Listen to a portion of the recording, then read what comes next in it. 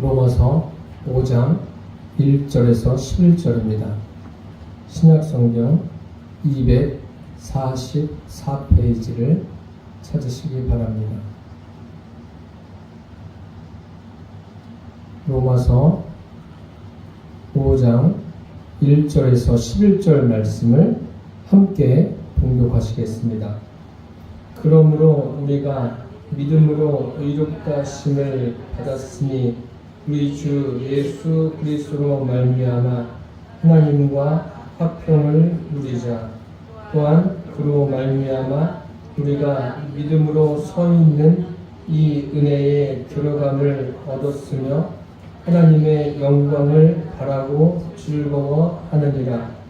다만 이뿐 아니라 우리가 환난 중에도 즐거워하나니 이는 환난은 인내를, 인내는 연단을, 연단은 소망을 이루는 줄 알미로다. 소망이 우리를 부끄럽게 하지 아니함은 우리에게 주신 성령으로 말미암아 하나님의 우리 마음에 부음바 됨이니 우리가 아직 연약할 때에 기약대로 그리스도께서 경건하지 않은 자를 위하여 죽으셨도다. 의인을 위하여 죽는 자가 쉽지 않고 선인을 위하여 용감히 죽는 자가 꼭 있거니와 우리가 아직 죄인 되었을 때에 그리스도께서 우리를 위하여 죽으심으로 하나님께서 우리에 대한 자기의 사랑을 확증하셨느니라. 그러면 이제 우리가 그의 피로 말미암아 의롭다 하심을 받았으니 더욱 그로 말미암아 진노하심에서 구원을 받을 것이니 곧 우리가 원수 되었을 때에 그의 아들의 죽으심으로 말미암아 하나님과 화목하게 되었음즉 화목하게 된 자로서는 더욱 그의 사랑하심으로 말미암아 구원을 받을 것입니다. 그뿐 아니라 이제 우리로 화목하게 하신 우리 주 예수 그리스도로 말미암아 하나님 안에서 또한 즐거워하느니라. 아멘. 로마서에서는 계속해서 믿음에 관해서 말씀하고 있습니다. 믿음에 관해서 히브리서에는 이런 표현이 있습니다. 믿음은 바라는 것들의 실상이다. 바라는 것, 믿음은 바라는 것이라고 했습니다. 바라는 것은 미래지향적이라는 말입니다. 과거지향적인 것이 아니라 과거에 매여서 사는 것을 말하는 것이 아니라 미래를 내다보고 미래를 바라보며 사는, 미래의 소망을 가지고 사는 믿음은 그런 거예요. 그리고 바라는 것들의 뭐라고 했습니까? 실상이다. 실상이라는 것은 뭐 추상적인 거나 관념적인 것이 아니라 실제적인 거예요. 실제적이고 매우 구체적인 것입니다. 그러니까 믿음은 어떤 어렴풋한 것이 아닙니다. 그리고 희미한 것이 아니에요. 믿음은 실제적인 거예요. 저와 여러분이 이제 이 로마서를 배울 때뿐만 아니라 이제 신앙생활을 하면서 주님과 나와의 그 관계가 아주 구체적이고 실제적임을 매일의 삶에서 누리시기를 바랍니다. 믿음은 바라는 것들의 실상이요 라고 한 것처럼 미래지향적이고 실제적이라는 것을 성경 곳곳에서 예를 들어서 말씀드릴 수가 있습니다. 한 가지 예를 들면 요한복음 1장 12절에 영접하는 자 곧 그 이름을 믿는 자들에게는 하나님의 자녀가 되는 권세를 주셨으니 라고 했습니다. 영접하는 자 곧 그 이름을 믿는 자들에게는 하나님의 자녀가 되는 그러한 권세를 주셨다고 했어요. 하나님의 자녀가 되었다. 그 구원받은 천국을 기업으로 받은 하나님의 자녀가 되었다. 그 천국이 어디에 있는 겁니까? 예수님의 말씀대로 천국은 너희 안에 있다라고 말씀하셨어요. 실제로 우리 안에 천국이 이루어졌고 그것으로 끝나는 것이 아니라 우리가 이 땅에서의 모든 수고를 마치면 하나님께서 예비하신 천국으로 갑니다. 그래서 그리스도인들은 미래지향적인 삶을 사는 거예요. 천국을 바라보고 현실을 사는 사람이 그리스도인입니다. 그뿐만 아니라 하나님의 자녀가 되는 무엇을 주셨다고요? 권세를 주셨다. 능력을 주셨다는 거예요. 그러니까 그것은 매우 실제적이라는 거예요. 희미한 게 아니에요. 그리고 그것은 그냥 사람들이 생각하는 그런 것이 있을까? 생각하는 그런 것이 아니에요. 굉장히 실제적이라는 거예요. 그래서 바울은 그것을 오늘 본문에 우리에게 말씀하고 있습니다. 얼마나 실제적인가 말씀하고 있어요. 그리고 로마서 전체를 통해서 그것을 우리에게 말씀해주고 있습니다. 그 성경의 율법이라는 것은 3500여 년 전에 하나님께서 주신 만고의 진리예요. 진리라는 것은 상황에 따라서 변하지 않는다는 거예요. 하나님의 말씀만이 진리고 하나님만이 진리입니다. 세상의 여타의 종교들은 진리가 될 수가 없어요. 상황에 따라서 바뀌기 때문에 그러합니다. 그래서 로마서 3장에 보면은 믿음의 법이라는 말씀이 나오는데 믿음의 법은 율법을 굳게 세우는 거예요. 폐하는 게 아니에요. 그러니까 믿음과 율법과 어떤 관계예요? 믿음과 율법과 하나님 속에서 우리가 살아가는 거예요. 율법을 지키려고 애쓰는 게 아니죠. 율법은 하나님이 인간에게 요구하시는 기준이에요. 그렇게 참 기준을 요구하시는데 그 기준을 인간이 다 지켜낼 수가 없는 거예요. 그것을 지켜낼 수 있는 길은 믿음의 법으로 가능하다는 거예요. 그 믿음의 법이 무엇입니까? 제가 늘 강조해서 말씀드리지만 예수님을 내 안에 주인으로 영접하는 성령님이 내 안에 들어오실 때 율법들이 믿음의 법으로 하나 둘 지켜지는 거예요. 우리는 완벽할 수가 없어요. 우리 안에 계신 성령님으로 말미암아 그런 모든 것들이 하나 둘 되어지는 거예요. 하나님은 하나가 되어졌던 둘이 되어졌던 그 믿음으로 행하는 모든 것들을 뭐라고 말씀하십니까? 의롭다라고 우리를 인정해 주십니다. 오늘 말씀해 보니까 이제 오늘 말씀에도 믿음으로 말미암아 의롭다함을 받는다 그런 말씀이 있는데 이것은 믿음이라는 통로를 통해서 하나님과 하나됨의 관계를 맺을 수 있다는 그러한 의미입니다. 우리가 예수를 믿는다는 것 그것이 무엇을 의미한다고 말씀드렸습니까?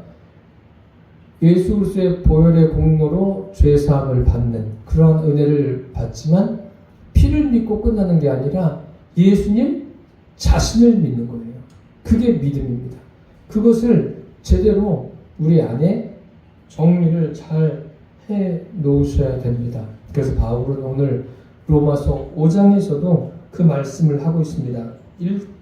1절에 보니까 그러므로 우리가 믿음으로 의롭다 하심을 받았으니 우리 주 예수 그리스도로 말미암아 하나님과 화평을 누리자. 누구와 화평을 누리자는 말씀입니까? 하나님과 살아계신 하나님과 사람과 화평을 누리는 게 아니에요. 물론 교회 안에서도 또 기독교가 세상에 나가서도 세상에 살면서도 많은 사람들을 주님께로 인도하고 그들에게 주님으로 말미암는 선한 영향력을 주어야 되는 것은 맞습니다. 맞지만 1차적으로 중요한 것은 하나님과 화평을 누리는 거예요. 이 개역 한글 성경에는 이 내용보다 좀 자세하게 기록되어 있죠. 하나님과 더불어 화평을 누리자 그렇게 표현되어 있는데 그게 더 참 우리가 이해하기가 쉽습니다. 그래서 믿음으로 의롭다 하심을 받았으니 라고 되어 있습니다. 그러니까 하나님과 올바른 관계를 맺기 위해서는 다른 것이 필요한 게 아니라 믿음만 있으면 되는 거예요. 믿음만이라는 거예요. 믿음이라는 통로로 인해서 우리가 하나님과 더불어 화평을 누릴 수가 있습니다.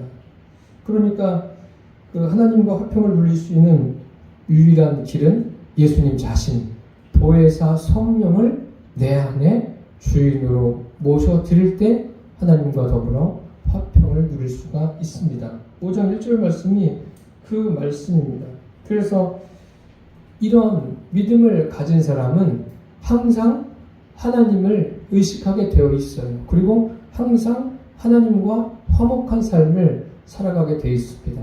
그 한 가지 예로 사도 베드로와 요한이 성령을 받고 성전으로 가면서 미문에 앉아서 구걸하는 나면서부터 안진병이 된 사람을 나사렛 예수 그리스도의 이름으로 일으키지 않습니까? 이 일로 그곳에 예루살렘에 소동이 벌어졌죠. 산헤드린 공의회 회원들이 그들을 불렀어요. 불러서 좋은 말 했겠습니까? 협박하고 그들을 겁박하고 그런 것 아닙니까? 그러니까 그 이름을 전하지 말라는 거죠. 그런 말에 베드로가 어떻게 응수합니까? 이렇게 말하죠. 하나님 앞에서 너희 말 듣는 것이 옳은가? 하나님 말씀 듣는 것이 옳은가? 판단하라. 무엇이 옳은가 판단하라는 거예요. 하나님 앞에서. 이것은 어떤 질서를 무시하는 게 아닙니다. 그 모든 일이 하나님과 관계된 일이에요. 관계된 일이기 때문에 이것은 하나님 앞에서 우리가 생각해 보는 것이 맞다라고 그들에게 명확한 길을 베드로가 제시해 주지 않습니까? 그게 믿음이에요. 그 믿음이 어떻게 된 겁니까? 성령님이 그들 안에 있으니까 이런 일이 가능한 겁니다. 이런 것이 없으면 안 되죠. 그러니까 우리가 교회라는 것이 사람의 비유를 맞추기 위해서 있는 것이 아닙니다. 교회는 무엇을 전하는 것입니까? 하나님 되심을 전하는 것이 교회예요. 하나님이 어떤 분이신가? 또 우리가 왜 하나님을 믿어야 되는가? 또 믿으면 우리에게 어떤 일이 일어나는가? 그리고 그 믿는 사람들과 하나님과 교제하면서 살아가는 것. 그러면 생명을 풍성하게 얻고 이 땅에서도 주님으로 말미암는 그러한 행복을 누리며 살아갑니다. 하나님과의 관계 속에서 행복을 전하는 것이 교회예요. 그것을 제대로 전하지 않으면 그것은 죽은 교회예요.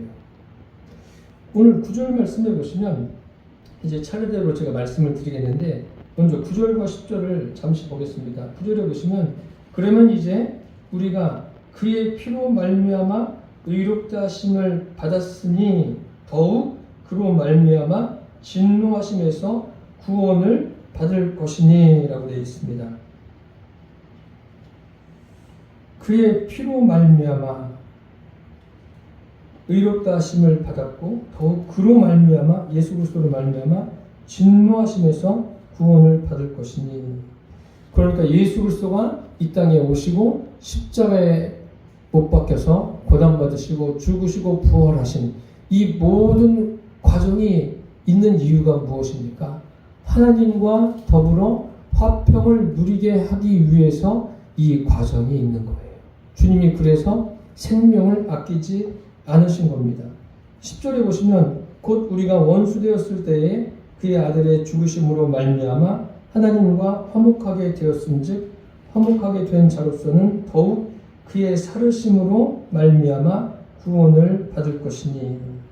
그러니까 예수님의 십자가가 하나님과 화목하게 되는 통로예요. 그게 반드시 있어야 됩니다. 통로인데 그것으로 끝나는 것이 아니죠. 결국 예수님이 부활하심으로 구원을 받는다는 말씀이에요. 그러니까 저와 여러분이 가지고 있는 신앙이 부활의 신앙인 거예요. 부활의 신앙을 우리는 다 소유했습니다. 예수님의 부활을 오늘 본문에 구원으로 말씀하고 있습니다. 그러니까 부활 신앙을 가지고 있는 사람들, 그 사람들이 구원받은 그리스도인이다 라고 말씀을 드릴 수가 있습니다. 그러면 2절을 보겠습니다.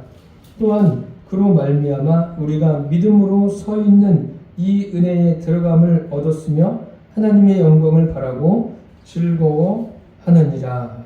하나님의 영광을 바라보고 즐거워하는 것. 세상 사람들이 하나님의 영광을 바라보고 즐거워할 수 있겠습니까? 불가능하죠. 인본적인 것으로는 되지 않습니다. 하나님의 영광을 바라보고 즐거워하는 것은 신본적인 것으로만 가능합니다. 여기 2절 말씀에 은혜에 들어감을 얻었으며 라는 것은 은혜에 들어감을 소유했다라는 거예요. 그것을 소유할 수 있도록 해 주신 것이 예수님이 베풀어 주신 십자가의 은혜라는 말씀입니다. 이 은혜로 말미암아 우리가 하나님께 나아갈 수 있는 거예요. 그리고 하나님과 더불어서 화평을 누릴 수 있게 되었습니다.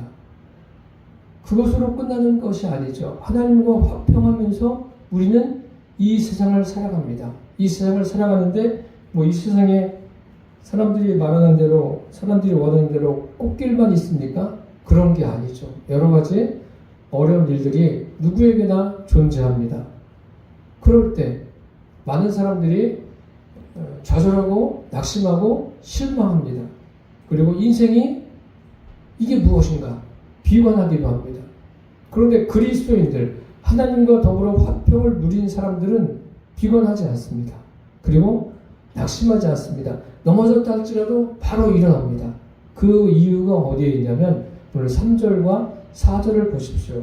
다만 이뿐 아니라 우리가 환난 중에도 즐거워하나니. 바울은 지금 환난 중에도 즐거워한다라고 했습니다. 환난을 당할 때 사람이 당하는 그 환난의 종류는 다 다릅니다. 그리고 환난의 강도가 어때요? 강도도 다 달라요. 어떤 사람은 환난이 너무나 크니까 그 느껴지는 강도가 굉장히 큰 거예요. 그래서 환난을 당할 때 막 기절하는 사람들도 있지 않습니까? 또 환난이 경한 것도 있습니다. 그런데 환난이라는 것은 강하든 경하든 어떻습니까? 사람들에게는 힘든 일입니다. 힘든 일인데 오늘 본문에서 바울은 뭐라고 말합니까? 환난 중에도 즐거워하나니. 이게 환난 중에도 내가 말씀에 즐거워하라고 했으니까 환난을 당해도 그냥 헤헤호호 즐거워하면 되는 겁니까? 또 어떤 분은 억지로라도 즐거워하면 된다 말씀하시는데 그렇게 하지 마십시오. 억지로까지 해서 되는 겁니까? 억지로 해서 되는 일은 아니죠. 성경에서 억지로 하라고 그랬습니까? 그게 아니에요. 오늘 잘 보십시오. 바울이 환난 중에도 즐거워하는 이유가 있어요. 어떻게 하면 즐거워할 수 있을까요? 환난은 인내를 이라고 했어요. 환난을 통해서 무엇을 얻게 되는 거예요? 인내하는 것을 배우는 거예요. 환난은 그러지 않습니까? 환난이 오면 환난이 그냥 왔다가 한순간에 하루도 안 돼서 싹 사라집니까? 아니죠. 한번 환난을 겪으면 그게 참 아주 길게 가는 경우도 있고 대체적으로 짧게 끝나는 것은 없어요. 사람들에게 많은 어려움을 가져다 주고 그 환난이 해결이 된다든지 또 환난에서 어느 정도 자유를 얻게 되는 거죠. 환난을 생각하면 떠올려지는 사람이 있죠. 믿음의 사람 중에 욥을 보십시오. 욥의 인내를 너희가 들었다라고 예수님도 말씀하시지 않습니까? 욥의 인내. 욥은 그럼 그 재산을 다 잃어버리고 또 자기의 자녀들도 다 잃어버렸어요. 그뿐만 아니라 자기의 몸에도 심한 악창이 납니다. 그리고 아내도 자기에게 그럴 거면 차라리 하나님을 욕하고 죽어라 이렇게 말하지 않습니까? 그리고 그를 위로한다고 찾아온 친구들은 위로가 아니라 그를 정죄하고 있어요.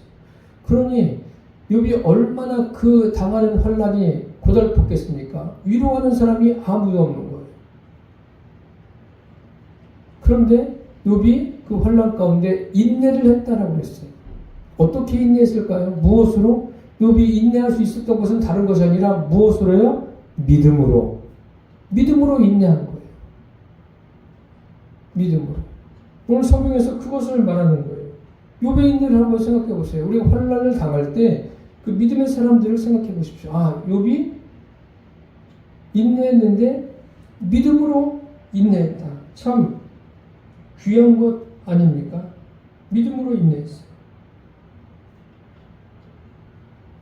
그 믿음이란 게 욥이 가진 믿음이 어떤 믿음입니까? 자기의 모든 것을 주신 분도 하나님이시고 또 취하여 가신 분도 하나님이십니다. 하나님에 대한 분명한 믿음이 있었어요. 하나님이 어떤 분이신가에 대한 확실한 믿음이 있었기 때문에 그런 상황에서 욥이 흔들리거나 뒤로 물러가거나 좌절하지 않았습니다. 그 믿음이에요. 모든 것이 다 하나님으로부터 말미암습니다. 모든 것의 원인과 과정과 결과도 다 하나님이십니다. 이렇게 욥이 고백하는 것 아닙니까? 이게 뭐예요? 믿음입니다. 하나님이 욥을 아주 혹독하게 다루셔요. 참 다루시는데 그 환난 중에 욥이 인내하죠. 인내한 다음에 그 다음에 어떻게 표현하고 있습니까? 인내는 연단을 이라고 했어요. 연단이 뭐죠?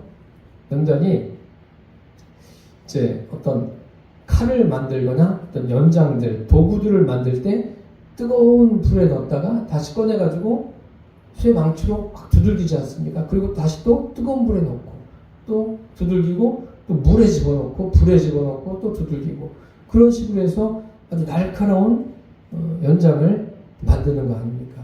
그 과정을 겪을 때 그 과정이 있어야지 날카로운 어떤 농기계가 되든지 어떤 전쟁 도구가 되든지 필요할 때 사용하는 도구가 되지 않습니까? 그 인생도 마찬가지입니다. 인내는 연단을 이라고 했어요. 이 연단이라는 것은 굉장히 실제적인 거예요. 연단은 추상적인 게 아니에요. 실제적으로 겪는 거예요. 욥이 겪었던 거 보세요. 이게 뭐 추상적입니까? 실제로 자기가 재산을 다 잃어버리는 그런 것을 겪습니다. 자녀들을 다 잃어버려요. 얼마나 슬프겠어요. 몸에도 심한 악창이 납니다.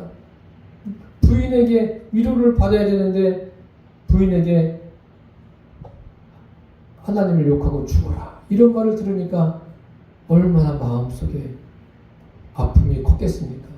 겪는 거예요. 그게 뭐예요? 하나님이 욥을 그렇게 다루시는 거예요. 그게 바로 뭐예요? 연단이라는 거예요. 연단은 실제적인 것을 의미하는 거예요. 그럼 이 실제적인 것을 욥이 겪으면서 거기서 무너졌습니까? 무너지지 않았어요. 무너지지 않은 것은 무엇 때문입니까? 욥이 가지고 있는 하나님을 향한 믿음 때문이에요. 그러면서 오늘 본문에 바울이 또 뭐라고 부릅니까? 인내는 연단을, 연단은 소망을 이루는 줄 알미로다. 소망이에요. 이 소망도 굉장히 실제적인 거죠. 그 믿음 안에서 욥은 환난을 통해서 그 실제적인 것으로 바뀐 거예요. 무엇이 실제적으로 바뀌었습니까? 하나님에 대한 믿음. 그 믿음이 실제적으로 바뀌었어요. 어떻게 실제적으로요? 그 욥기 42장에 가면은 그 결말 부분에 욥이 이렇게 고백하죠.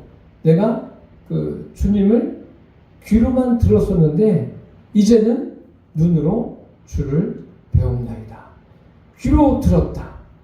들었는데 귀로 듣는 것은 그냥 귀로 들려오는 것 아닙니까? 어떤 이야기를 들으면 자기가 생각하고 아 이런 건가 저런 건가 상상의 나래를 펼치면서 생각할 것 아닙니까? 그런데 그런 하나님을 어떻다고요? 눈으로 본다.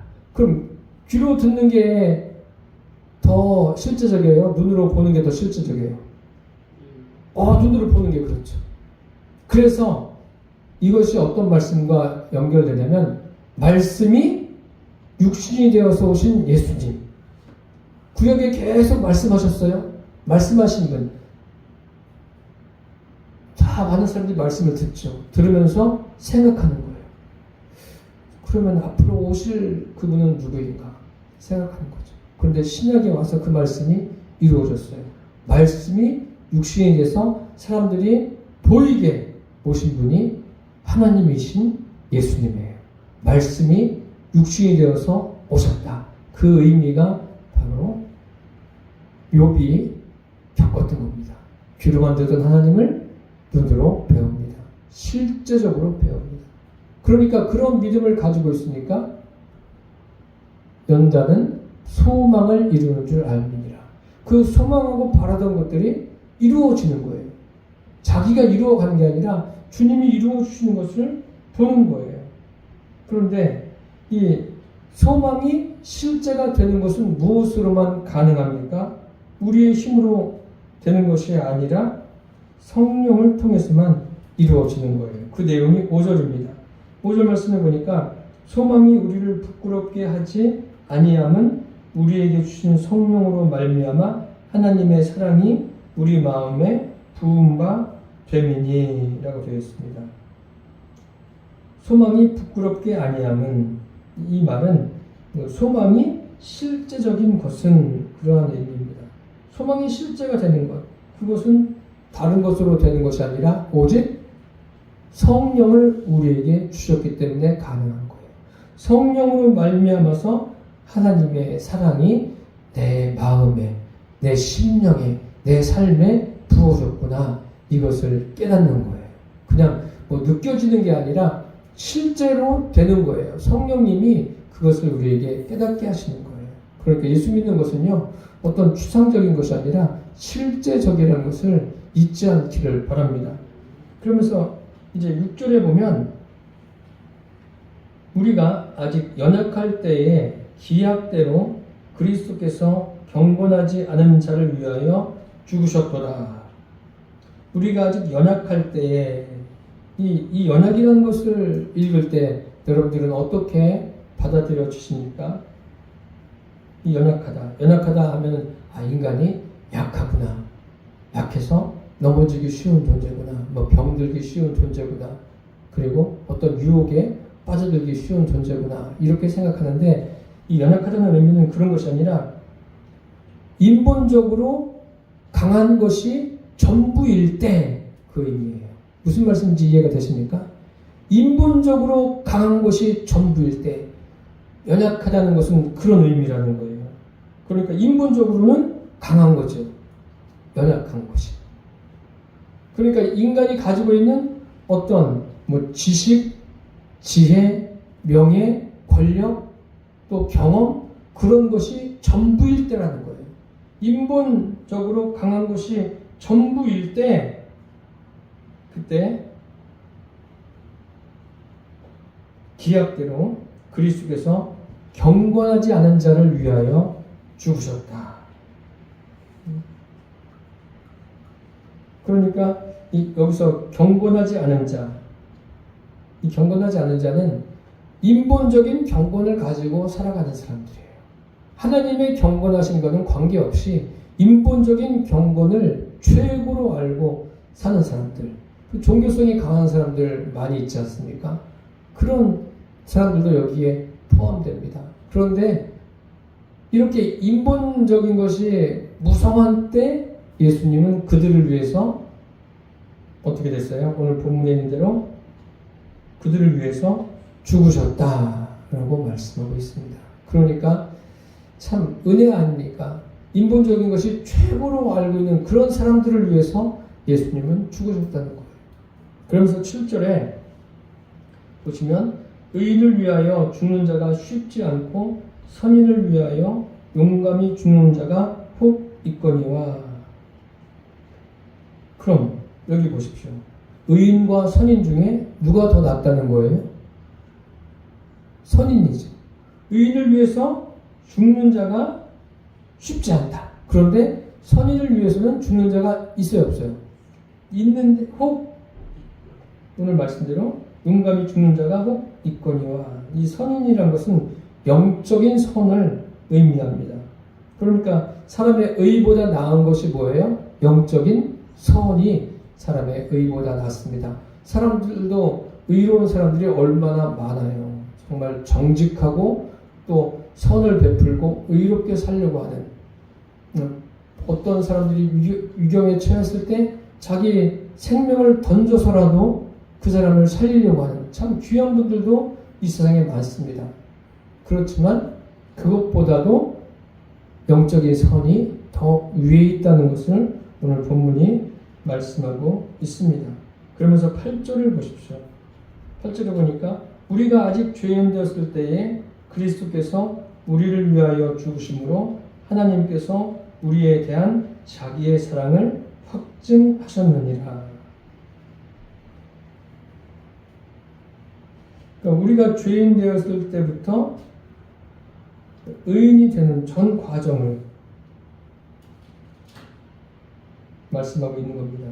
우리 사람들은 영적인 선 때문에 죽을 수 있어요. 그런데 주님은 어떻게 하셨습니까? 주님은 모든 사람을 위해서 죽으셨습니다.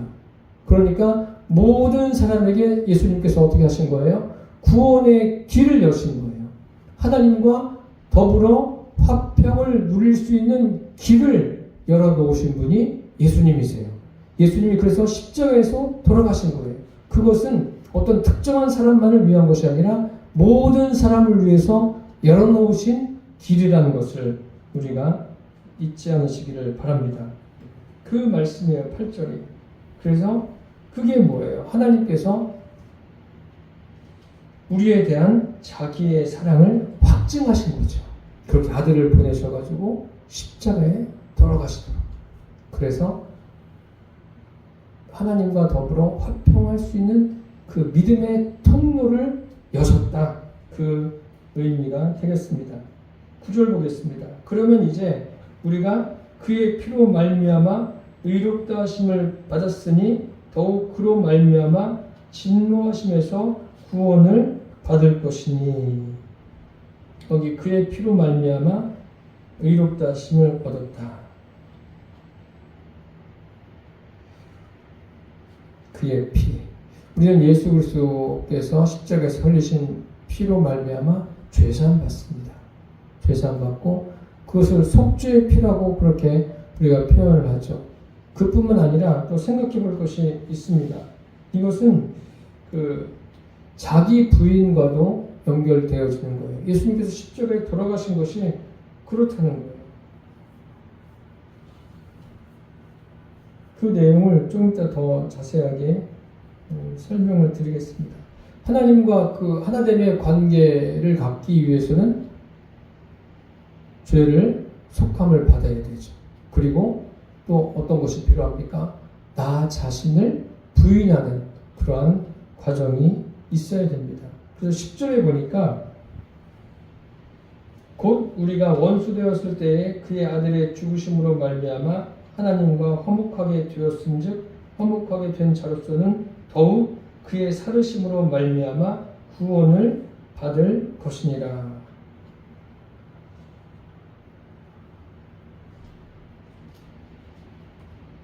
예수님도 아들이시면서 받으신 고난으로 순종함을 배웠다라고 히브리서에 기록되어 있습니다.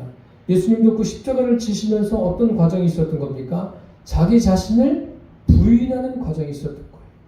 아들이면서도 순종함을 배우는 거예요. 순종이라는 것이 뭐예요? 자기 부인이 없이는 순종이 가능하겠습니까? 아브라함이 100세가 되어서 낳은 그 아들 독자 이삭을 하나님께서 번제로 드리라고 했을 때 그대로 순종할 수 있었던 것은 뭐예요? 자기 부인이 있었기 때문에 그것이 가능한 거예요. 믿음의 사람들이 순종할 때 자기의 어떤 이론들을 펼치지 않습니다. 자기의 의의를 내세우지 않습니다. 자기의 경험이나 지식을, 지혜를 내놓지 않습니다. 자기를 부인하고 주님의 말씀을 그대로 받아들이고 순종합니다. 거기에는 뭐가 있는 거예요? 자기 부인이 있는 거예요. 그것을 예수님께서 확실하게 보여준 장면이 있죠. 요한복음 19장에 보시면 예수님께서 십자가에 달리시면서 뭐라고 말씀하십니까? 다 이루었다. 그렇게 말씀하시지 않습니까? 다 이루었다는 개념이 자기 부인의 완성이에요. 그게 십자가죠. 이 하나님과 화목하게 되는 것. 하나님과 화목하게 되는 것도 자기 부인이 있어야 되는 거예요.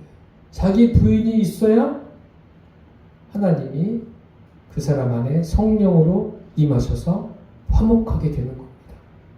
예수님이 지금 십자가에서 그것을 말씀하신 거예요. 그리고 그것으로 끝난 게 아니라 화목된 자로서는 더욱 그의 살으심으로 말미암아 구원을 받을 것이니 라고 했습니다. 그의 살으심, 이 실제적인 개념은 부활을 말하는 거죠. 부활을 말하고 우리 안에 계신 성령님께서 이것을 깨닫게 하시는 거예요. 이것이 실제임을 우리에게 증거하시고 알게 하시는 겁니다. 그래서 11절 말씀해 보니까 그뿐 아니라 이제 우리로 화목하게 하신 우리 주 예수 그리스도로 말미암아 하나님 안에서 또한 즐거워하느니라. 이 즐거움이 무엇입니까? 하나님을 소유한 즐거움. 다시 말씀드리면 하나님을 추상적으로 섬기는 것이 아니라 하나님 자신을 믿는 그 믿음을 갖고 있기 때문에 여기에 하나님 안에서 즐거워할 수 있는 거예요. 하나님이 내 안에 계신 거예요. 계신 것을 믿는 정도가 아니라 하나님 자신이 내 안에 계시는구나. 생각해 보세요. 온 우주 만물을 창조하시고 다스리고 사람들의 모든 것을 다 알고 계신 그분이 하늘나라에 계신 게 아니라 어디에 계시다고요? 내 안에. 성령으로 내 안에 계세요. 우리가 하나님 자신을 믿는 것 아닙니까? 그 믿음 때문에 즐거워하는 거예요. 그 믿음만 있으면 하나님과 더불어 화평을 누리고 인생에서 여러 가지 겪는 일들을 있지 않습니까? 여러 가지 겪는 일들을 통해서 우리가 뒤로 물러가는 것이 아니라 날마다 천국을 향해서 미래지향적인 삶을 사는 거예요. 이 땅에서도 그 소망을 가지고 살아가는 겁니다. 그러면서 하루 이틀 시간이 지날수록 하나님에 대한 믿음이 더 구체화가 되고 더 실제적인 것이 되는 거예요. 에녹처럼 말입니다. 에녹이 누구죠? 무두셀라를 낳은 후에 300년 동안 하나님과 동행하지 않습니까? 동행하는데 하나님이 그를 데려가셨어요. 얼마나 그 동행이 실제적이었으면 우리의 믿음도 그러한 믿음 되시기를 바랍니다. 그 믿음으로 우리에게 주어진 각자에게 주어진 삶을 살아내시기를 바랍니다. 그래서 매일매일의 삶이 하나님과 더불어 화평을 누리는 그 하나님을 의식함으로 내 삶이 자연스럽게 하나님을 전하는 그러한 삶이 되시기를 예수님의 이름으로 축원합니다. 기도하겠습니다. 살아계신 주님 감사합니다. 믿음이 무엇인가 우리에게 깨닫게 해주셔서 감사합니다. 믿음으로 말미암아 의롭게 되는 것은 예수님께서 십자가를 통해서 믿음의 길을 열어놓으셨습니다. 통로를 열어놓으셨고 그로 인해서 하나님과 더불어 화평을 누리는 화목해 되는 은혜를 주셔서 감사합니다. 우리가 하나님을 믿는 것은 하나님 자신을 믿는 믿음입니다. 이 믿음으로 성도들 모두가 다 날마다 승리케 하여 주옵소서. 예수님의 이름으로 기도드립니다. 아멘.